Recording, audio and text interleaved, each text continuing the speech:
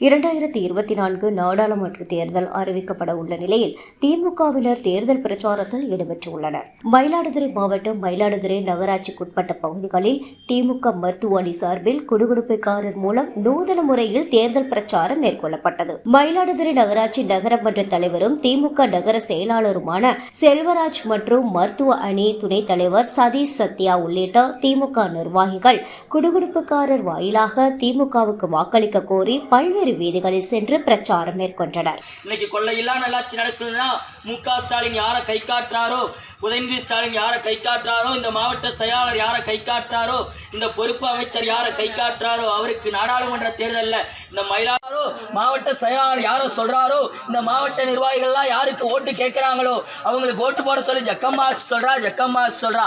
அப்படி அது மட்டும் நடக்கலனா மீண்டும் மோடி ஆட்சிக்கு வந்தா நாடு நாசமா போயிட, வீடெல்லாம் வீதிக்கு வந்துடும் சொல்லி ஜக்கம்மா சொல்றா.